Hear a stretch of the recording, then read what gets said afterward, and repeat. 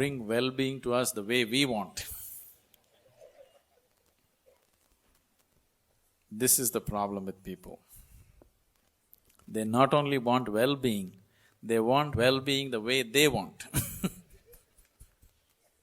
And they also claim that they believe in God. Please see, the only problem with your life right now is, life is not happening the way you want it to happen. If life is not happening the way you want it to happen, if you are a believer in God, it must be happening the way God intends it. You must be very happy, but you are not happy. Your beliefs are so hollow that it is not working.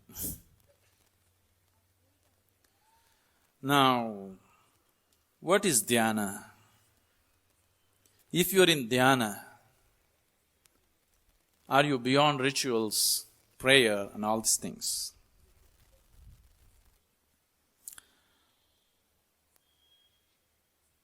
Dhyana means to be beyond the limitations of your body and mind. When you exist here as a body, as a mind, your suffering is inevitable. If you're happy, it's an accident, I'm telling you. Because the process that you refer to as body, the process that you refer to as mind, is not in your hands. It is always subject to all the forces of duality in the existence. So, you being happy or unhappy, peaceful or not peaceful, is no more yours. It is just the situation which decides this. So, meditation means to transcend these two limitations of the physical body and the mind, so that you exist in that state where the body and the mind are not deciding the quality of who you are right now in this moment.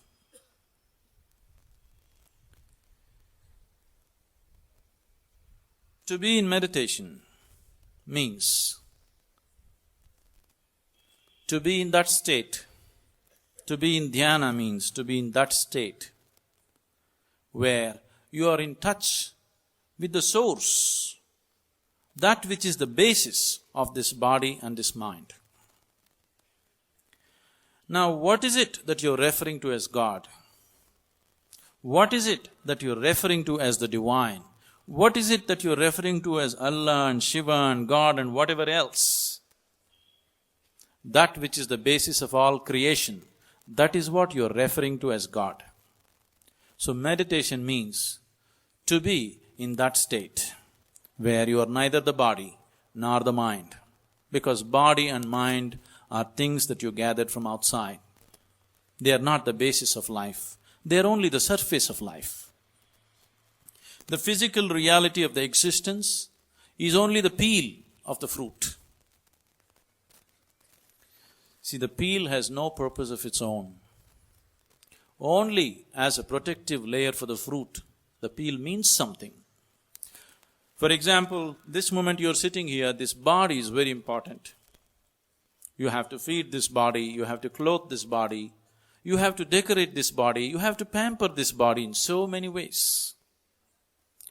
But that something inside this body which you never experienced, if that something leaves this body, nobody is interested in the body.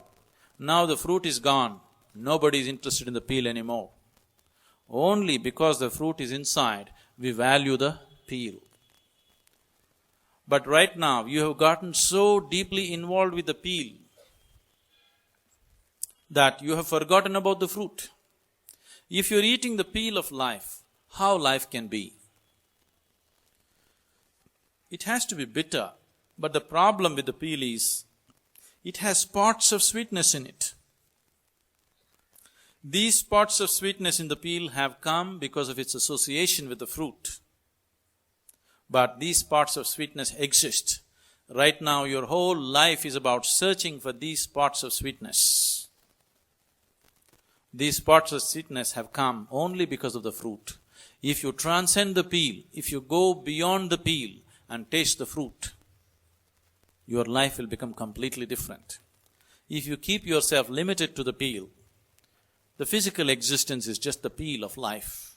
Right now, your whole experience of life is limited to the physical existence, because everything that you experience in your life right now is only through the 5 sense organs. These sense organs can experience only that which is physical. It cannot experience anything that is not physical. If we have just come here to eat, sleep, reproduce and die one day, we don't need this kind of intelligence. We don't need this kind of body. To eat, sleep, reproduce and die, if you had come as an insect or a worm or an animal or a bird, you could have fulfilled those things much better than any human being. As a human being, you are not too good at those things. This person, once he has come in the human form, he has come with a different capability of knowing and experiencing life beyond the physical dimension. That's what meditation means. To know life beyond the limitations of 5 sense organs. To know life beyond the sphere of that which is physical. To know life and experience it at the source, not at the surface.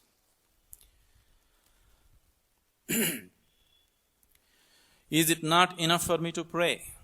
Your prayer is just 99% of the time is just an expression of your fear and greed. It has nothing to do with divinity. It has nothing to do with the source of life. It is very much the surface. Things that you don't have, things that you long for, things that you crave for. That is what your prayer is. You are just hoping God will give it to you. You are just hoping that you will earn your life little free. You are just hoping that you will get your life at fair price. It's not working, but fear itself is not going. Even peace is not coming into your mind because of this. The difference, the fundamental difference between prayer and meditation or dhyana is, prayer means you are making an attempt to speak with God. By now, you must have spoken much. In all these years of speaking, probably you never allowed Him to speak. If you don't allow somebody to speak, so you do one thing. You go to your friend's house today after this meeting. Sit there for half an hour. You do all the talking. Don't allow your friend to utter one single word. The next time you go and knock on his door, even if he's there, he will say he's not there. If you say 10 things, at least if you allow him to say one, there is a possibility of relationship. If you do all the talking, your friend will have nothing to do with you. That is what has happened between you and God. Even though He is very much present with you, He pretends as if He is not there, because He is afraid of you, because you do all the talking. So meditation means you stop your nonsense and listen. It's not the time for you to speak. You speak throughout the day. For some time in a day, you allow Him to speak. Let's see what He's got to say.